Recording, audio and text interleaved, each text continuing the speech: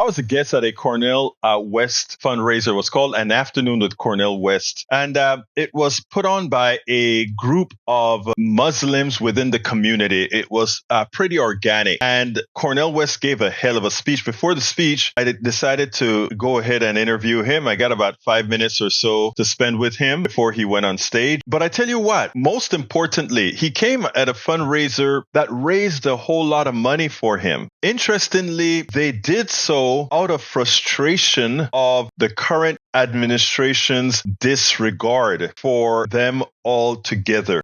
Sitting at the table, one of the women said when a particular congresswoman was running, she came to the Muslim community and she collected quite a bit in fundraising, etc., and said she would be back to talk about their issues, including what's going on in Gaza, which would have been for now. And she did, never showed up again. Similarly, with what's going on in Gaza, there has not been any substantive care with how the systematic murder of Palestinians have affected this community in its core. So they got up and they decided to react. And one of that reaction is adopting somebody who actually spoke to them, someone who feel their pain. And to them, that person that they brought in to support and to ensure that he gets ballot access in Texas was Cornel West. I want you to listen to the short conversation that we had, and then we'll take it on the other side.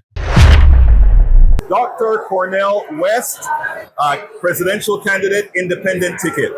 Thank you for being here with Politics Done Right. First of all, why did you decide to enter the presidential race as an independent? Well, it's very important working people of all colors have somebody deeply concerned about their plight and their predicament. Unfortunately, we have a two-party system, both of them deeply tied to Wall Street, deeply tied to war, and seem to be unable to even speak publicly and passionately about a genocide in real time. And when you're talking about Palestinian children, you're talking about Palestinian women and Palestinian men, that's not a political issue. It's not a matter of electoral Machiavellian calculation of interest. It's deep moral and deep spiritual issues. And unfortunately, it's very clear that both parties seem to be beyond redemption when it comes to speaking to the plight and predicament, not just of Palestinians in Gaza, but of poor and working people in the United States as well. Now, you gave an inspiring speech yesterday where you talked about the realignment of the American citizenry in general, which I think is pretty important because it is starting to say that, remember the Powell memo and the institutions that came about from the Powell memo, those things are starting to lose their effect on people. People are starting to think more on their own. Do you think this is something that will continue, or do you think the advent of a Donald Trump possibly coming into power will kind of snuff that out? Well, we're at a moment now where things are so unprecedented, they're fluctuating, they're visional and tentative. We don't really know exactly what's going to happen. It depends on what we do. That's one reason why I'm so very blessed to be here in this consecrated place in Houston, because we've got to tell the truth to the American people and let them know that you can't have a Republican Party that's leading us to civil war or a Republican Party that's leading us to world war. We have to have alternative voices, alternative analysis, and alternative solidarity, because we have to do it together. And we have to have spokespersons and leaders who are not garden variety politicians, but tell the truth and respect the people enough to fight for justice. Now, I know they're about to start, but they have concertedly taken you out of the media now that you're running. What can you do about it to get the exposure that you need? Well, no, the media's been very kind to me. CNN has been kind. MSNBC's never had. But BBC, bottom line, Al Jazeera, actually, I'm surprised that the media's been as kind to me, given the message that I have. Now, they may try to cut me off later on, but they've been relatively kind, and I use whatever I can, whatever platform, whatever weaponry to be true through the quest for truth and justice and love.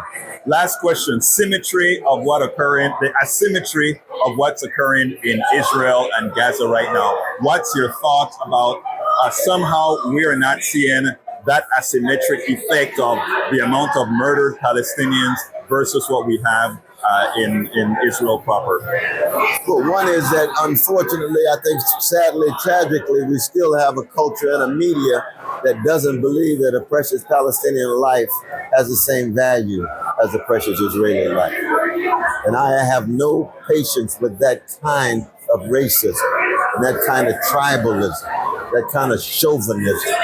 And we see it over and over again, and that's why it's very important for us to not just raise our voices, but our bodies, and come together and let the world know that a Palestinian baby is as precious as any baby in the world, including my own baby.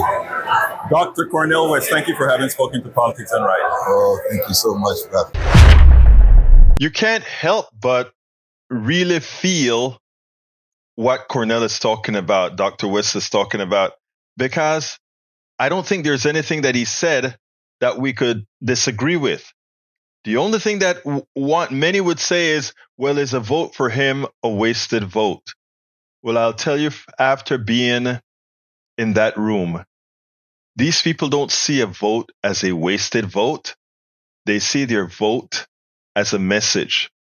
And wherever things fall, they're willing to accept that, given the way that they feel disregarded from those they have given their support election after election.